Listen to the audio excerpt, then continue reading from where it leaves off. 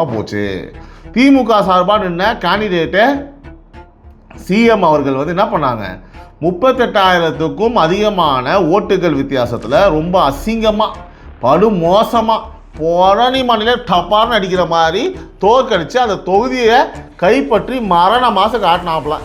ஓகேவா, அடிபொலி அப்படின்ற மாதிரி இருந்தது அந்த வெற்றி. மின் தேவையோ காரணம் இல்லை.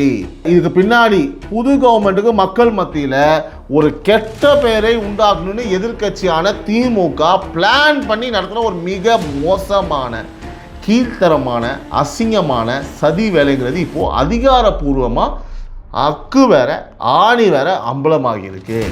இன்னைக்கு வெளியே வந்திருக்கிற ஒரு அதிரடி ரிசர்ச் ரிப்போர்ட்டை பார்த்தா நீங்க அப்படியே ஷாக் ஆயிடுவீங்க மக்களே. செந்தில் பாலாஜி மேல இருக்கிற சிபிஐ கேஸ் இருக்கு பாருங்க, அதற்கு சப்போர்ட்டா இந்த காசு என்ன பண்ணியிருக்கான்னு தெரியுமா? உறவுகளால் நான், உறவுகளுக்காக நான், உங்கள் சிபி நவீன். அனைவருக்கும் இனிய மாலை வணக்கம். இது டைம்ஸ் ஆஃப் ரிப்பப்ளிக் நியூஸின் அரசியல் மேடை. என்னடா இது, எப்பவுமே பொலிட்டிக்கல் டெஸ்க்னு சொல்லுவான், அரசியல் மேடைன்றான். இங்கிலீஷ் வேணாம், தமிழ்லேயே போயிடுவோம். ஸோ அரசியல் மேடை பேர் சூட்டும் விழாவில் பேர் சூட்டியாச்சு என் உறவுகள் முன்னாடி. உறவுகளே, வீடியோ எல்லாம் பார்க்குறீங்க, நல்லா ஆதரவு கொடுக்குறீங்க. அதாவது 75% பேர் வந்து சப்ஸ்கிரைப் பண்ணாமல் பார்க்குறீங்க. என்னோட ஒரே வேண்டுகோள் தான், எப்பவும் போல் சப்ஸ்கிரைப் பண்ணிடுங்க. கீழே இருக்க பெல் ஐக்கானை ப்ரெஸ் பண்ணுங்கள், சப்ஸ்கிரைப் பண்ணிடுங்க. அப்போ தான் இந்த அரசியல் மேடை தினமும் மாலை 6 மணிக்கு உங்களை வந்து ரீச் பண்ணும். ஸோ இனிமேல் நான் ஏற்கனவே சொல்லியிருந்தேன், காலைல வீடியோ பார்க்காதவங்க 2 வீடியோ காலை 6 மணிக்கு காலை குரல். நிறைய பேர் பார்க்கல அப்படின்னா பாருங்கள், இதுக்கு ப்ரீவியஸ் வீடியோவை மறக்காமல் பாருங்கள், ரொம்ப இன்ட்ரெஸ்டிங்காக இருக்கும். மாலை வந்து பார்த்திங்க அப்படின்னா அரசியல் மேடை முக்கியமான விஷயங்களை எடுத்து, இனி நடந்த விஷயங்களில் முக்கியமான விஷயங்களை எடுத்து நம்ம ஸ்டைலில் வந்து ஆழமாக ஆராயிற விஷயம். ஸோ ஸ்ட்ரெயிட்டாக ஷோக்குள்ளே போயிடலாம், உங்கள் நேரத்தை வீணடிக்காமல். இன்றைக்கி ஜூன் 12, 2026 காலையில் நீங்கள் சோஷியல் மீடியா பக்கங்களையோ இல்லை நியூஸ் சேனல்களையோ ஓப்பன் பண்ணி பார்த்துருந்தா உங்கள் எல்லாருக்கும் ஒரே ஒரு மேட்டர் தான் கண்ணில் வந்து மாட்டியிருக்கும். நம்ம தமிழ்நாட்டில் இப்போது பயங்கர பப்ளிக் சப்போர்ட்டோட கெத்தாக ஆட்சியில் உட்காந்துருக்கிற நம்மளுடைய புது கவர்மெண்ட், இந்த ஆளுங்கட்சி சார்பாக மக்கள் மத்தியில் நல்ல பேர் எடுத்த நடிகரும் சோஷியல் ஒர்க்கருமான அவங்க எல்லாருக்குமே தெரியும் யாரை பற்றி பேச போகிறேன்னு, திரு லாரன்ஸ். இந்த இடைத்தேர்தலில் வந்து நிஜமாலுமே வந்து நிற்க போகிறாரா இல்லையா, அவரோட அடுத்த மூவ் என்ன, இதுதான் இன்றைக்கி சோஷியல் மீடியா முழுக்க ஓடிக்கிட்டு இருக்கிற ஒரு பெரிய ஹாட் டாபிக் உறவுகளே. இந்த டாக் வந்து பார்த்திங்கன்னா கடந்த சில நாட்களாகவே சோஷியல் மீடியா வந்து பரவிட்டு இருந்த ஏகப்பட்ட வதந்திகள், அதாவது அந்த கட்சியா இந்த கட்சியா, ஸோ வதன்னு வந்த இவங்களுக்கெல்லாம் வந்து இன்றைக்கி ஒரு எண்டு கார்டு போடுற மாதிரி நடிகர் லாரன்ஸ் அவரோட ஒரு வீடியோ மூலமாக அழகாக வந்து ஓப்பனாக வந்து பேசியிருக்காரு. கிறிஸ்டல் கிளியராக பேசி அதே மாதிரி ஒரு அதிரடியான விளக்கத்தையும் கொடுத்துருக்காரு. ஆனால் இந்த ரூமர் சும்மா ஏதோ காற்று வாக்கில் கிளம்பி நம்மக்கிட்ட வந்து சேரல, அதாவது மக்கள்கிட்ட போய் சேரல. இதுக்கு பின்னாடி ஒரு பெரிய பொலிட்டிக்கல் கால்குலேஷன் நிச்சயமாக இருக்குது, ஒரு பெரிய அரசியல் சதுரங்க ஆட்டமே இருக்குது. அதை பற்றி நம்ம இன்றைக்கி ரொம்ப டீப்பாக அக்கு வேற ஆணி வேற நம்ம ஸ்டைலில் பார்க்க போகிறோம். வாங்க, முதல்ல இந்த வதந்தி ஏன் இப்போ கிளம்புச்சு, இதுக்கு ஏன் இவ்வளோ பெரிய டிமாண்ட் வந்துச்சுன்னு நம்ம கொஞ்சம் ஹிஸ்ட்ரியை தோண்டி பார்க்கணும் மக்கள். ஏன்னா எஸ்டிடினா வரலாறு தானே அப்படின்னு வடிவேல் சொல்கிற மாதிரி கப்பு முக்கியம் முக்கியம், அது மாதிரி வரலாறு முக்கியம், அது நம்மளுக்கு தெரியணும். ஓகேங்களா? ஸோ கடந்த எலெக்ஷனில் இப்போதைய சிஎம் அவர்கள் பெரம்பூர் தொகுதி அப்புறம் திருச்சி கிழக்கு தொகுதி அப்படின்னு 2 இடத்துலையும் வந்து நேரடியாக நின்று களம் காண்டார், வெற்றி பெற்றால் எல்லாருக்குமே தெரிஞ்ச விஷயம். அதில் இந்த திருச்சி கிழக்கு தொகுதி இருக்குது பாருங்களேன், அது காலங்காலமாக திமுகவோட கோட்டை. ஓகேவா? அவங்களோட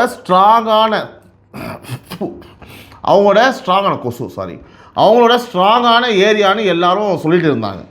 ஆனால் புதுசாக நம்ம சிஎம் அங்கே கிளம்பி இறங்கின உடனே அந்த அறிவாலய கோட்டையை ஒட்டுமொத்தமாக சரிஞ்சு விழுந்து நாசமாக போச்சு.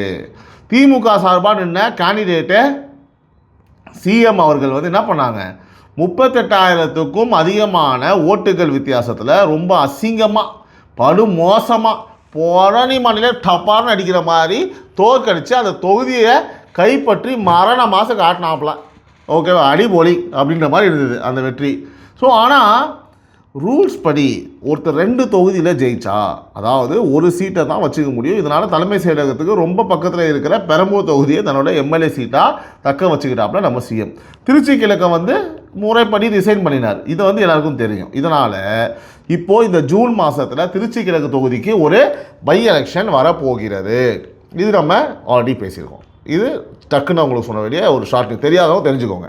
இப்போ சிஎம்னு ஜெயிச்ச தொகுதிங்கிறதால இந்த எலெக்ஷனில் புது கவர்மெண்ட் சார்பாக யாருன்னாலும் பிரம்மாண்டமாக ஜெயிக்கணும்னு தமிழ்நாட்டில் இருக்கிற நியூட்ரல் பப்ளிக்கில் இருந்து பொலிட்டிக்கல் அனலிஸ்ட் வரைக்கும் எல்லாருமே அடித்து சொல்கிறாங்க.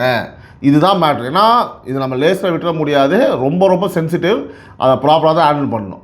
ஏன்னா அந்த அளவுக்கு திருச்சி மக்கள் மத்தியில் புது கவர்மெண்ட் மேலே ஒரு பெரிய குட்வில் இருக்குது. இந்த சூழலில் தான் வந்து திருச்சி கிழக்கு பை எலெக்ஷனில் ஆளுங்கட்சி சார்பாக நடிகர் லாரன்ஸ், அதாவது ராகவா லாரன்ஸ் களமிறங்க போகிறாரு. அவருக்கு தான் சீட்டு கொடுக்க போகிறாங்கன்னு கடந்த ஒரு வாரமாக சோஷியல் மீடியாவில் சிலர் தங்களோட இஷ்டத்துக்கு நியூஸை வந்து பரப்பி ஒரு பெரிய ஹைப்பை வந்து கிளப்பி விட்டாங்க. ஸோ ஆனால் வந்து லாரன்ஸ் இப்போது லோகேஷ் கனகராஜ் ப்ரொடக்ஷனில் ரத்னகுமார் டைரக்ஷனில் அதாவது வரப்போகிற படத்தோட ஷூட்டிங்கில் வந்து பயங்கர பிஸியாக இருக்கார். ஓகேங்களா? ஸோ அப்படி இருந்தும் இன்றைக்கி காலையில் இந்த வதந்திகளுக்கு முற்றுப்புள்ளி வைக்கணும்னு அவரே நேரடியாக கேமரா முன்னாடி வந்து ரொம்ப கேஷுவலாக பேச ஒரு வீடியோ வந்து ரிலீஸ் பண்ணியிருக்காரு. அந்த வீடியோவில் அவர் பேசின ஒவ்வொரு வார்த்தையும் இன்றைக்கி இருக்கிற ஒரு கவர்மெண்ட்டோட, அதாவது நம்ம புது கவர்மெண்ட்டோட நேர்மைக்கும் க்ளீனான அரசியலுக்கும் கிடைச்ச ஒரு மிகப்பெரிய சர்டிஃபிகேட் தான் சொல்லணும் மக்களே.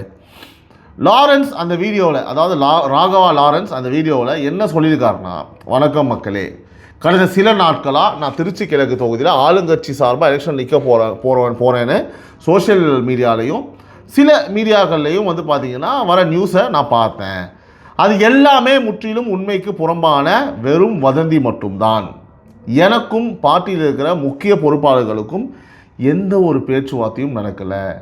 நான் பண்ணுற சர்வீஸ், என் ட்ரஸ்ட் மூலமாக ஆதரவற்ற குழந்தைகளுக்கும் ஏழை ஸ்டூடெண்ட்ஸுக்கும் செய்கிற ஹெல்ப் எல்லாமே எனக்கு பிடிச்சி மக்கள் மேலே இருக்கிற அன்பால் செய்கிறது, அதாவது ஒரு மனசுக்கு பிடிச்சி. இதில் எந்த ஒரு அரசியல் லாபமோ போஸ்டிங்கோ இல்லை சுயநலமோ எனக்கு எப்போவுமே இருந்தது கிடையாது. ஆனால் அதே சமயம் ஒரு விஷயத்தை நான் இங்கே ரொம்ப ஓப்பனாக சொல்லிக்கணும். தற்போதைய, அதாவது அவர் சொன்னது, தற்போதைய சிஎம் அவர்கள் தமிழ்நாட்டில் பொறுப்பேற்றதில் இருந்து அவர் கொடுத்துட்டு இருக்கிற அந்த கரப்ஷன் இல்லாத, கமிஷன் இல்லாத நேர்மையான அட்மினிஸ்ட்ரேஷனை நான் ரொம்ப டீப்பாக உன்னிப்பாக கவனிச்சுட்டு இருக்கேன். தமிழ்நாட்டில் இது வரைக்கும் எந்த ஒரு கவர்மெண்ட்டும் செய்யாத அளவுக்கு கவர்மெண்ட் ஆஃபீஸர்ஸ் யாருமே மக்கள்கிட்ட பைசா லஞ்சம் வாங்கக்கூடாது, எந்த ஒரு அரசு திட்டத்திலையும் ஒரு பைசா கூட கமிஷன் போகக்கூடாதுன்னு அவர் கொண்டு வந்திருக்கிற ஒவ்வொரு சீர்திருத்தமும் நிஜமாலே அப்ரிஷியேட் பண்ண வேண்டிய ஒரு விஷயம். ஸோ ஒரு நேர்மையான சிஎம்மாக அவர் தமிழ்நாட்டை ரொம்ப அழகாக லீட் பண்ணுறதை பார்க்கும்போது எனக்கு ரொம்ப பெருமையாக இருக்குது. அதனால் நான் அஃபிஷியலாக பார்ட்டியில் வந்து ஜாயின் பண்ணுறேன்னா இல்லையாங்கிறத விட நம்ம சிஎம்மோட இந்த க்ளீனான நேர்மையான பாலிசிகளுக்கு என் மனப்பூர்வமான சப்போர்ட் எப்போவுமே இருக்கும் அப்படின்னு ராகவா லாரன்ஸ் வந்து தன்னோட விளக்கத்தை ரொம்ப கிறிஸ்டல் கிளியராக எந்த ஒரு ஒளிவுமறைவும் இல்லாமல் ஓப்பனாக சொல்லிட்டாரு. சரிங்களா? திரு ராகவா லாரன்ஸ் இந்த வீடியோவை ரிலீஸ் பண்ணி புது கவர்மெண்ட்டுக்கு தன்னோட ஓப்பனான சப்போர்ட்டை தெரிவித்த உடனே இங்கே இருக்கிற எதிர்க்கட்சியான திமுக கூடாரத்துக்கு இப்போ பயங்கர ஷாக்கும். என்னடா இப்படி ஷாக்காக கொடுக்குறீங்களா, என்னடா எவ்வளோ தாண்டா என் பாடி தாங்க, என் கட்சியில் இருக்கனே முக்கால்வாசி பேர் இப்போ அப்போன்னு இருக்கிறான், இப்போ டெய்லி உன்னை கொடுத்தா என்னடா பண்ணுறதுன்ற மாதிரி இருக்கும். ஸோ ஏன்னா கடந்த எலெக்ஷனில், அதாவது போன எலெக்ஷனில் திருச்சியில் வாங்கினா அந்த அசிங்கமான பல்புக்கு அப்புறம் இந்த பை எலெக்ஷனில் எப்படியாவது புது கவர்மெண்ட்டுக்கு ஒரு குடிசல் கொடுக்கணும், ஆளுங்கட்சிக்கு மக்கள் மத்தியில் சப்போர்ட் குறைஞ்சி போச்சுன்னு ஒரு ஃபேக்கான, கேவலமான, அல்பத்தனமான பில்டப்பை க்ரியேட் பண்ணணும்னு திமுக பின்னாடி இருந்து பல உள்ளடி, நான் ஏற்கனவே சொல்லியிருக்கேன், உள்ளடி மேலடி சைடடி கீழடி எல்லா வேலையும் பார்த்துட்டு இருக்கிறானுங்க, இருந்துக்கிட்டே தான் இருக்காங்க. கரெக்டாக? கவர்மெண்ட்டுக்கு, அதாவது இந்த கவர்மெண்ட்டுக்கு யாரும் பெரிய செலிப்ரிட்டிங்க வந்து சப்போர்ட் பண்ணலன்னு அவங்க பொய் பிரச்சாரம் வந்து பார்த்திங்கன்னா பிளான் பண்ணிட்டு இருந்தானுங்க பண்ணுறதுக்கு. ஓகேவா? அந்த நேரத்தில் திரு ராகவா லாரன்ஸ் என்ன பிரச்சனைனா, மக்கள் அன்பை நிஜமாக பெற்ற இது போல மனிதர், புரியுதா உங்களுக்கு? கிரவுண்டில் இறங்கி வேலை செய்கிற ஒரு சோஷியல் அக்கறை உள்ள ஒரு மனுஷன் நம்ம சிஎம்மோட நேர்மையாக அரசியலை ஓப்பனாக பாராட்டி பேசினது சவுட்டு மேலேயே திரும்ப அடி வாங்கின மாதிரி திரும்பவும் எவ்வளோ வாட்டி தான் டெய்லி துப்புறது அப்படின்ற மாதிரி இன்றைக்கும் வந்து ஒரு அடி டம்மால் விழுந்திருக்கு அவங்களுக்கு, எதிர்கட்சிகளுக்கும் மற்ற கட்சிகளுக்கும். லாரன்ஸ் வந்து அவரோட வீடியோவில் இன்னும் அழுத்தமாக ஒரு விஷயத்த சொல்லியிருக்காரு. உறவுகளே, நான் நேரடியாக பாலிடிக்ஸில் களம் இறங்கி எலெக்ஷனில் நிற்கலனாலும் சரி, தமிழ்நாட்டோட நன்மைக்காகவும் ஏழை எளிய மக்களோட டெவலப்மெண்ட்டுக்காகவும் உழைக்கிற நம்ம சிஎம்மோட கைகளை வலுப்படுத்துவது இங்கே இருக்கிற ஒவ்வொரு நல்ல சிட்டிசனோட கடமை. அப்போது அவரையும் சேர்த்துக்கிறார், அது அவரோட கடமையினோ அப்படின்னு சொல்கிறாரு. இதுலேருந்தே உங்களுக்கு நல்ல புரியும் மக்களே, புது கவர்மெண்ட் மேலே மக்களுக்கு இருக்கிற நம்பிக்கை எந்த அளவுக்கு நாளுக்கு நாள் பல மடங்கு ஏறிக்கிட்டே போகுதுன்னு நம்மளால் புரிஞ்சுக்க முடியுது. அரசியல் லாபத்தை எதிர்பார்க்காத லாரன்ஸ் மாதிரி நியூட்ரலான மனுஷங்களை இன்றைக்கி நம்ம சிஎம்மோட க்ளீனான அரசியலுக்கு பின்னாடி நிற்க தொடங்கிட்டாங்கன்றது பாராட்டக்கூடிய விஷயம்.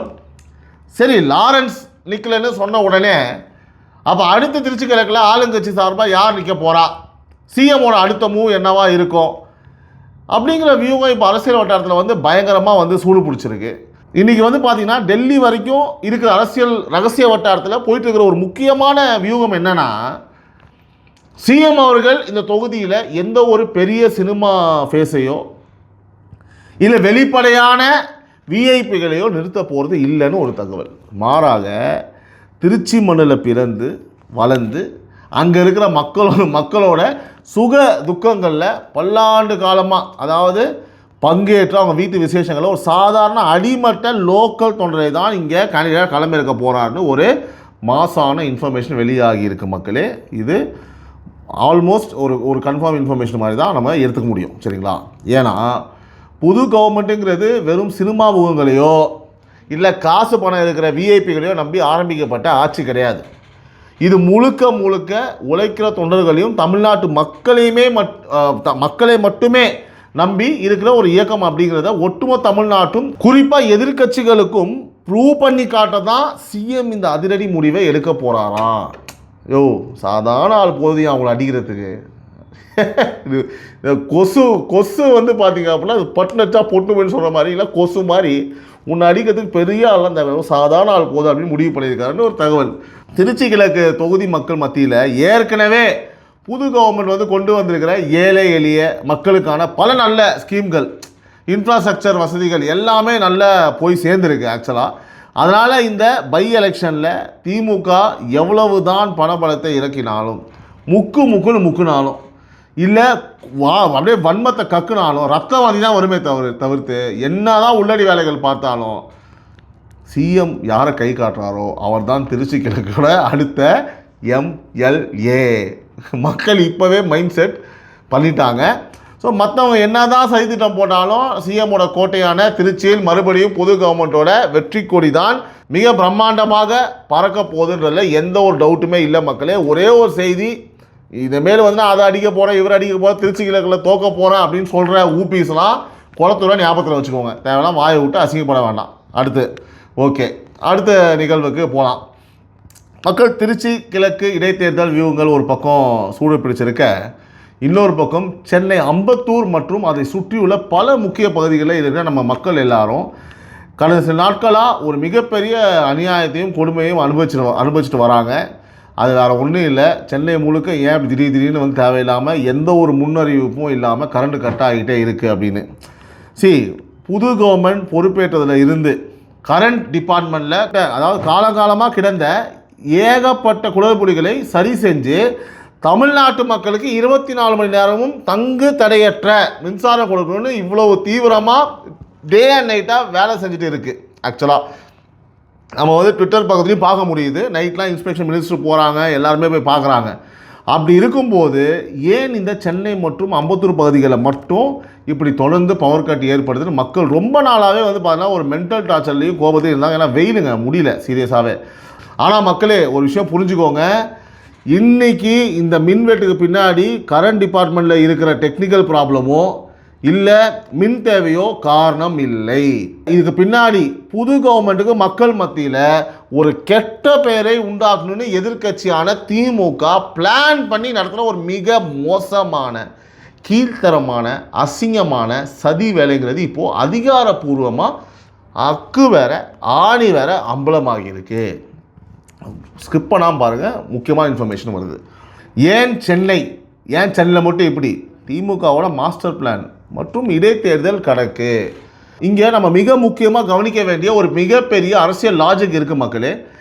ஏன் இவங்க தமிழ்நாட்டோட மற்ற டிஸ்ட்ரிக்டை விட்டுட்டு சென்னையை மட்டும் குறி வச்சு இந்த பவர் கட் நாடகத்தை வந்து நடத்துகிறாங்கன்னு யோசிச்சிங்களா? ஏன்னா சென்னை தான் தமிழ்நாட்டோட கேபிட்டல். நான் ஏற்கனவே சொல்லியிருக்கேன், இங்கே தான் பாப்புலேஷன் அதிகம், சோஷியல் மீடியா யூசேஜ் அதிகம், உடனே ஸ்ப்ரெட் ஆகிடும் எது பண்ணாலும். ஸோ சென்னையில் ஒரு 10 நிமிஷம் கரண்ட் கட் ஆனால் கூட அது எக்ஸ்தலம், ஃபேஸ்புக்கு, யூடியூபு எல்லாத்துலேயுமே வந்து பார்த்திங்கன்னா தீயாக பரவும். ஸோ மக்கள் உடனே கொந்தளிப்பாங்க, கேள்வி கேட்பாங்க, இஷ்யூ வந்து பயங்கர பெருசாகும். இப்படி சென்னையில் ஒரு அப்நார்மலான சூழ்நிலை உருவாக்கினா இந்த புது கவர்மெண்ட் மேலே மக்கள் வச்சுருக்கிற ஒட்டுமொத்த நம்பிக்கையும் கெடுத்துடலாங்கிறது தான் திமுகவோட கேவலமான பிளான். ஏன் இப்போ இந்த வேலைகளை அவங்க இவ்வளோ அவசரமாக பண்ணுறாங்கன்னா, நான் முதலே சொன்ன மாதிரி அடுத்து தான் திருச்சி கிழக்கு தொகுதியை பை எலெக்ஷன் வரப்போகுது, சரிங்களா? இந்த மாதிரி ஒரு ஷார்ட் பீரியடில் ஒரு எலெக்ஷன் வரும்போது இப்போவே மக்கள் மத்தியில் கவர்மெண்ட்டுக்கு எதிராக ஒரு பெரிய நெகட்டிவிட்டியை வந்து பார்த்திங்கன்னா உருவாக்கணும். ஸோ பார்த்தீங்களா, புது ஆட்சி வந்த உடனே சென்னை முழுக்க கரண்ட் கட் ஆகுது. இவங்க மக்களுக்கு ஒரு காரியத்தை கூட ஒழுங்காக செய்யலை. அவங்களுக்கு அட்மினிஸ்ட்ரேஷனில் வந்து ஒன்றுமே தெரில. இவர் அப்படியே கிழிச்சு நட்டு அப்படியே பிடிங்கி வச்சுட்டார் இந்த இடத்துல அட்மினிஸ்ட்ரேஷனை பற்றி பேசினாலே வைத்தச்சலாகுது. ஸோ இந்த மாதிரி எலெக்ஷனில் பிரச்சார மேடையில் பேசுறதுக்கு ஒரு காரணத்தை உருவாக்கணுங்கிறது தான் இவங்க பிளான் பண்ணி இந்த மாதிரி சதி வேலைகளை செய்கிறாங்க. நீ என்ன பிளான் பண்ணி சதி வேலையை செஞ்சாலும், அதாவது குப்புறப்படுறதுக்கு காரி துப்புற மாதிரி தான் உங்கள் கதை. அதை நான் இப்போ இந்த இடத்துல பதிவு பண்ணிடுறேன். மனசுக்குள்ளே வந்து இந்த புது கவர்மெண்ட்டை பிடிக்கலாம் கூட சில பேர்லாம் வெளியில் வந்துல அவங்க நல்லா இருக்கட்டுங்க, நல்லாச்சு நடத்தட்டுங்க, டைம் கொடுக்கலாங்க அப்படின்னு பப்ளிக்கில் நாகரிகமாக பேசுவாங்க. ஆனால் இந்த திமுக காரனுங்க அப்படி கிடையவே கிடையாதுங்க. ஒரு நாகரிகத்தையோ இல்லை ஒரு நல்ல எண்ணத்தையோ நல்ல சொற்களையோ இவங்ககிட்ட எதிர்பார்க்கறது நம்ம பைத்தியக்காரத்தனம் அப்படின்னு நம்ம வந்து முடிவு பண்ணிக்கணும். இவங்க மேடைக்கு மேலே ப்ரெஸ் மீட்டு ரொம்ப சீக்கிரமே வந்து பார்த்தா ஆட்சி கவிழ்ந்துடும். 3 மாதம் 4 மாதம். ஸோ அறிவாலயம் வந்து மறுபடியும் வந்து கோட்டையை பிடிக்கும், பிடுங்கும். கடுப்பேறி 20-25 வருஷம் கழிச்சு ட்ரை பண்ணலாம், அது யாரும் தெரில, இதெல்லாம் வாய்ப்பு கிடையாது.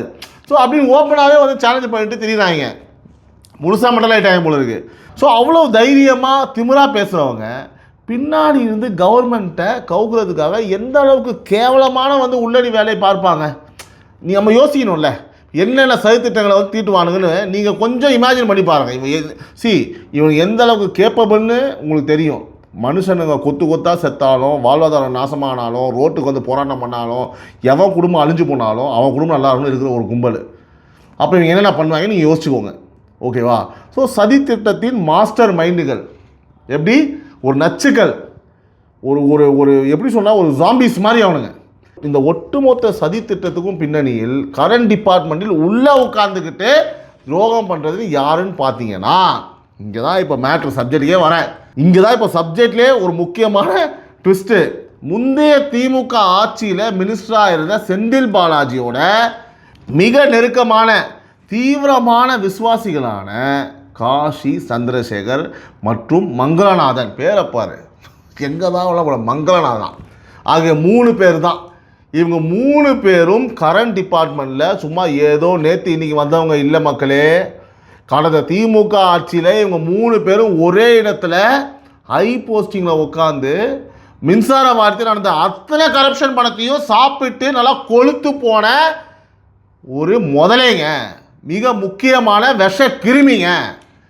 அதுலேயும் குறிப்பாக இந்த காசி அப்படிங்கிறவன் இந்த ஒட்டுமொத்த கரண்ட் கட் சதி திட்டத்துக்கும் மிக முக்கியமான மாஸ்டர் மைண்டு. இந்த காசிக்கு சென்னை மற்றும் அம்பத்தூர் கரண்ட் சப்ஸ்டேஷனில் இருந்து அடிமட்ட ஊழியர்கள் வரைக்கும் ஒரு பெரிய அடியாட்கள் நெட்வொர்க்கே இருக்குது. இவங்களுக்கெல்லாம் வந்து பார்த்திங்கன்னா கவர்மெண்ட் சம்பளம் கொடுக்குது. ஆனால் இவங்க வேலை பார்க்குறது என்னவோ செந்தில் பாலாஜிக்கும் அறிவாலயத்துக்கும் இந்த மாதிரி புழு பூச்சிகளுக்கும் தான். இந்த காசியோட ஒரு கண்ணசைவு போதும், அவ்வளோதான் மக்கள். ஒரு கண்ணசைச்சார் அப்படின்னா சென்னை மற்றும் அம்பத்தூர் பகுதியில் இருக்கிற சப்ஸ்டேஷனில் இருக்கிற ஸ்டாஃபு சும்மா அப்படியே நல்லா ஓடிக்கிட்டு இருக்கிற மெயின் லைனை அப்படியே அழகாக வேணும்னே ஆஃப் பண்ணுவாங்க. கண்ணசைச்சா கரண்ட் ஆஃப் ஆகிடும். என்ன பண்ணலாம் இவங்களை சொல்லுங்கள்?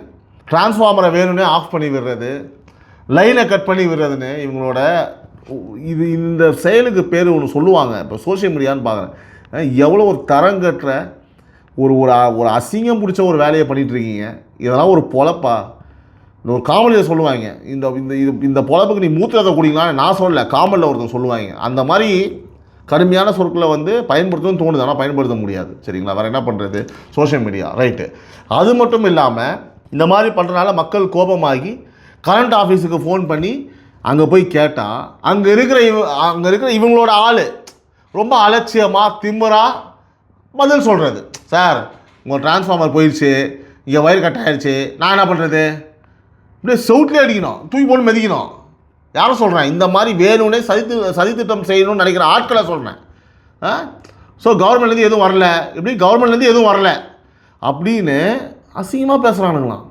ஏன்னா இவங்களுக்கு நல்லாவே தெரியும் இப்போ ஆட்சியில் இருக்கிறது திமுக இல்லை, திருட்டு கும்பல் இல்லை. அதனால் நம்ம எவ்வளோ அலட்சியமாக பதில் சொல்லி மட்டமாக வேலை பார்த்தாலும் இப்போ இருக்கிற கவர்மெண்ட்டோட பேர் தான் டேமேஜ் ஆகும். சிஎம்க்கு தான் மக்கள் மத்தியில் ஒரு கெட்ட பேர் வரும். கரெக்டாக? எவ்வளோ ஒரு குறுக்கடான ஒரு குருட்டு புத்தியோட இவங்க அந்த கேவலமான வேலையை தொடர்ந்து செஞ்சிட்ருக்காங்க பாருங்கள். ஸோ இப்போ செந்தில் பாலாஜி மேலே சிபிஐ கேஸ் ஃபைல் பண்ணி தீவிரமாக விசாரணை நடத்திட்டு வராங்க. இந்த சூழலில் காசியோட செந்தில் பாலாஜி விசுவாசம் எந்த அளவுக்கு போயிருக்கு, இவங்க எவ்வளோ பெரிய துரோகத்தை இந்த கவர்மெண்ட்டுக்கு பின்னாடி இருந்து செஞ்சுருக்காங்கன்னு இன்றைக்கி வெளியே வந்திருக்கிற ஒரு அதிரடி ரிசர்ச் ரிப்போர்ட்டை பார்த்தா நீங்கள் அப்படியே ஷாக் ஆகிடுவீங்க மக்களே. செந்தில் பாலாஜி மேலே இருக்கிற சிபிஐ கேஸ் இருக்குது பாருங்கள், அதற்கு சப்போர்ட்டாக இந்த காசி என்ன பண்ணியிருக்கான்னு தெரியுமா? தற்போதைய கவர்மெண்ட்டோட கரண்ட் டிபார்ட்மெண்ட் மினிஸ்ட்ரிக்கே தெரியாமல், எப்படி ஏன் ஒட்டுமொத்த டிபார்ட்மெண்ட்டுக்குமே சிஎம்க்குமே தெரியாமல் செந்தில் பாலாஜிக்கு ஆதரவாக அந்த சிபிஐ கேஸுக்கு எதிராக போன வாரம் கோர்ட்டில் ஒரு அப்பீல் மனுவை தாக்கல் பண்ணியிருக்காரு. நீங்கள் யோசிச்சு பாருங்கள் மக்களே, மின்சார வாரியத்தில் ஒரு உயர் பொறுப்பில் இருந்துக்கிட்டு கவர்மெண்டோட சம்பளத்தை வாங்கிக்கிட்டு அரசுக்கு தெரியாமல் ரகசியமாக தன் பழைய முதலாளியை காப்பாற்றுறதுக்காக இவ்வளோ பெரிய துரோகத்தை இந்த காசி செஞ்சுருக்கானா இவங்களோட துணிச்சலையும் திமுறையும் என்ன நீங்கள் சொல்லுவீங்க? இவங்க பின்னால் திமுகவோட பெரிய தலைகள் இருக்கிற தைரியத்தை தான் இவ்வளோ பெரிய வேலையை இவனுங்க செஞ்சுருக்கானுங்க. இந்த காசி, சந்திரசேகர், மங்கள்நாதன் 3 பேரும் சேர்ந்து முந்தைய திமுக ஆட்சியில் என்னென்ன லூட்டி அடித்தானுங்க. இப்போவே இப்படி பண்ணாங்கன்னா என்ன பண்ணியிருப்பாங்கன்னு யோசிங்களேன். எவ்வளவு கமிஷன் வாங்கினாங்கிற விவரம் இப்போ ரகசியமாக நடத்தின விஜிலன்ஸ் என்கொயரியில் வெட்ட வெளிச்சமாக வெளியே வர ஆரம்பிச்சிருக்கு. கடந்த திமுக ஆட்சியில் மின்சார வாரியத்தில் தமிழ்நாட்டோட எங்கே ஒரு புதிய டெண்டர் வந்தாலும், ஒரு புது டிரான்ஸ்ஃபார்மர் வாங்குறதா இருந்தாலும், இல்லை வயர் வாங்குறதா இருந்தாலும் அந்த ஃபைலை எடுத்துக்கிட்டு இவங்க 3 பேர் நேராக மினிஸ்டர் வீட்டுக்கு தான் போவானுங்க. அவர் சில்லறை எடுத்து அப்படி போடுவார். அங்கே உட்காந்து பேசி தங்களுக்கு எத்தனை கோடி கமிஷன் வரும், எந்த கம்பெனிக்கு வந்து டெண்டரை வந்து கொடுத்தா எவ்வளோ வந்து பெட்டிலாம் கை மாறும்னு இவங்க தான் டிசைட் பண்ணுறவங்களாம். ஸோ மொத்த டிபார்ட்மெண்ட்டையும் தங்களோட கண்ட்ரோலில் வச்சுக்கிட்டு கோடிக்கணக்கில் கமிஷன் வாங்கி ஊழலில் ஒட்டு மொத்தமாக ஊறி போயிருந்தாங்க இந்த கூட்டணி. ஆனால் இப்போது தமிழ்நாட்டில் புது கவர்மெண்ட் பொறுப்பேற்றதுக்கப்புறம் சீன் அப்படியே தலைகீழாக மாறிடுச்சு. சிஎம் வந்து பார்த்தீங்கன்னா பொறுப்பேற்ற முதல் நாளே ஒரு விஷயத்தை ரொம்ப கலராக ஸ்ட்ரிக்டாக சொல்லியிருக்காரு. எல்லாருக்கும் தெரியும், கவர்மெண்ட்டில் எந்த ஒரு துறையிலும் ஒரு பைசா கூட கரப்ஷன் நடக்கக்கூடாது, பப்ளிக் பணத்தில் யாரும் கை வைக்கக்கூடாது, யார்கிட்டையும் கமிஷன் வாங்கக்கூடாது, கண்டிப்பாக ஆர்டரு ஸ்ட்ரிக்ட்டு, இதை ஃபாலோ பண்ணுங்கன்னு சொல்லிட்டார். இப்போ இருக்கிற மின்துறை மினிஸ்டரும் நாங்கள் ரொம்ப நேர்மையாக தான் இருப்போம், எங்களுக்கு வந்து எந்த காசும் வேண்டாம், கமிஷன் வேண்டாம்னு அழகாக ஒதுக்கிட்டார் திரு சிடி நிர்மல்குமார் அவர்கள். இதை பார்த்ததும் ஐயோ நாங்கள் ஊழல் பண்ணக்கூடாதா, காசு வாங்கக்கூடாதா அப்படின்ற ஸ்டைலில் இந்த காசி, இந்த சந்திரசேகர், மங்களநாதன் இவங்கெல்லாம் வந்து பார்த்திங்கன்னா எதாவது பண்ணிகிட்டே இருக்கணும், எதாவது பண்ணிகிட்டே இருந்தால் தான் வேலைக்கு ஆகும். ஸோ இந்த கூட்டணிக்கு பயங்கரம் வந்து பார்த்தீங்க அப்படின்னா அழிக்க ஆரம்பிச்சிருச்சு. ஸோ மினிஸ்டரே காசு வேணாம்னு சொல்லிட்டாரு. இப்போ நம்ம எப்படி என்ன பண்ணுறது? ஸோ நாங்கள் வந்து காசு வேணாம்னு சொல்லலையே, எங்களுக்கு காசு வேணுமே அப்படின்னு மினிஸ்டருக்கு தெரியாமல் எங்களால் இருக்க முடியாது இந்த மாதிரி எடுக்காமல். ஸோ அவங்கள வேலை செய்ய விடாமல் தடுத்து பல ப்ரைவேட் கம்பெனிகள்கிட்ட பழையபடி கோடிக்கணக்கில் கமிஷன் கேட்டு மிரட்டியிருக்காங்க.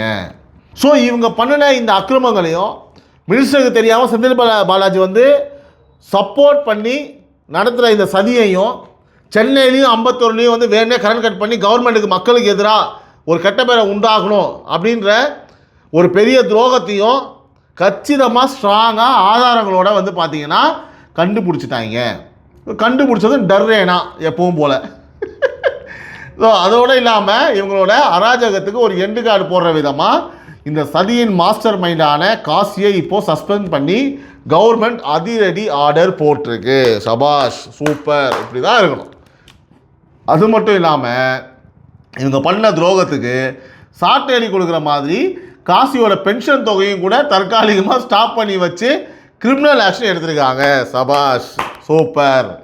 ஆனால் இவங்க எவ்வளோ திமிரு பிடிச்சவங்கன்னா வேலையை விட்டு சஸ்பெண்ட் பண்ணுறதுக்கு அப்புறம் கூட மின்சார வாரியத்தில் இன்னும் இவங்களோட கூட்டத்தில் இருக்கிற இந்த சந்திரசேகர், மங்கள்நாதா போன்ற ஆட்களோட இன்ஃப்ளூயன்ஸும் உள்ளே ஒளிஞ்சிக்கிட்டு இருக்கிற தங்களோட விசுவாச ஆட்களும் போட வளர்த்துருப்பாங்க போல இருக்கிறதால இப்போ அவங்கள வச்சு சென்னையிலையும் அம்பத்தூர்லேயும் கரண்ட்டு கட் பண்ணுற வேலையும் சதி திட்டங்களையும் இவங்க செஞ்சுட்டு இருந்துருக்கானுங்க. இப்போ உங்களுக்கு புரியுதா? ஏன்னா இத்தனை வருஷமாக வந்து முந்தைய திமுக கவர்மெண்ட்டில் இருந்து ஊழல் பணத்தை சாப்பிட்டு நல்லா கொழுத்து போய் ரத்தத்திலே ஊறி போய் ஒரு நோய் மாதிரி, ஒரு கேன்சர் நோய் மாதிரி, ஒரு குஷ்ட நோய் மாதிரி. ஸோ புதுசாக ஒரு நேர்மையான கவர்மெண்ட் வரும்போது அவங்களுக்கு வந்து பார்த்தீங்கன்னா அதை ஏற்றுக்க முடியல. சரியா? அப்போது மக்களே நீங்கள் கொஞ்சம் நியூட்ரலாக யோசிச்சு பாருங்கள். இத்தனை வருஷமாக தமிழ்நாட்டை ஆண்டு லஞ்சம் வாங்கி ஊழல் சிஸ்டத்தில் ஊறி போன ஒரு டிபார்ட்மெண்ட்டில் புழு பூச்சி மாதிரி ஊறி போன ஒரு டிபார்ட்மெண்ட்டில் ஒரே நாளில் மாற்றுறது ஓகேவா? ஒரு டிபார்ட்மெண்ட்டே ஒரே நாளில் மாற்ற சாதாரண விஷயம் கிடையாது. புதுசாக வந்திருக்கிற இந்த கவர்மெண்ட் தமிழ்நாட்டை ஒரு சுத்தமான நேர்மையான மாநிலமாக மாற்றும் நினைக்கும் போது இந்த பழைய புழுக்களை, பழைய பெருச்சாளிகளை எல்லாம் எந்த அளவுக்கு குடைச்சல் கொடுக்குறாங்க அப்படின்றது வந்து உங்களுக்கு தெரியும், எல்லாம் ஒன்றா சேர்ந்து. ஸோ புது கவர்மெண்ட்டுக்கு எவ்வளோ டார்ச்சர் கொடுக்குறாங்கிறதையும் நம்ம இப்போது கண்கூடாக பார்க்க முடியுது. எவ்வளோ விஷயம் அவங்கள சொல்லிடுங்க. ஒரு ஆலமரத்தை வேரோட பிடுங்கி எறியதில் எவ்வளோ கஷ்டமோ அந்த அளவுக்கு இந்த ஊழல் கூட்டணிகளை அழிக்க இப்போது இந்த இருக்கிற இந்த கவர்மெண்ட் இருக்குது இல்லையா, போராட வேண்டிய ஒரு சூழ்நிலை இருக்குது. ஆனால் இவங்க என்ன தான் சதி பண்ணாலும் இந்த காசி கூட்டணியோட அராஜகத்தை ஒட்டு மொத்தமாக ஒடுக்கி மின்சார வாரியத்தை சுத்தப்படுத்தி சென்னை மற்றும் அம்பத்தூர் மக்களுக்கு தங்கு தடையற்ற மின்சாரம் வழங்க கவர்மெண்ட் ரொம்ப உறுதியாக இருக்குது. இந்த பழைய அரசியல்வாதிகளோடவும் அவங்க விசுவாசிகளோடவும் இந்த பருப்பே இனிமேல் இங்கே வேகாது. இன்றைக்கி நிலவரம் நமக்கு உணர்த்திருக்கிற ஒரு நிஜமான உண்மை. ஆக்ஷன் எடுத்திருக்காங்க, சரி செஞ்சுட்டு வராங்க, குடைச்சல் கொடுக்குறாங்க. நான் எல்லாத்தையும் சொல்லிட்டேன். அதனால் வந்து கரண்ட் கட்டாயம் இப்படி இருக்கணும், இது வந்து நியாயம் அப்படிலாம் சொல்ல வரல. உண்மையாகவே சிரமம்தான். அதை சரி செஞ்சுட்டே வராங்க, பல குடைச்சலை கொடுக்குறாங்கன்றதான் அவங்க முன்னாடி நான் வச்சுருக்கிறேன். உறவுகளே, மேலும் நாளை காலை 6 மணிக்கு காலை குரலில் உங்களை இன்றைக்கி முழுக்க என்ன நடந்தது அப்படின்ற நிகழ்வோடு நான் சந்திக்கிறேன். இது டைம்ஸ் ஆஃப் ரிப்பப்ளிக் நியூஸின் அரசியல் மேடை. உறவுகளால் நான், உறவுகளுக்காக நான், உங்கள் சிபி நவீன். அனைவருக்கும் இனிய மாலை வணக்கம்.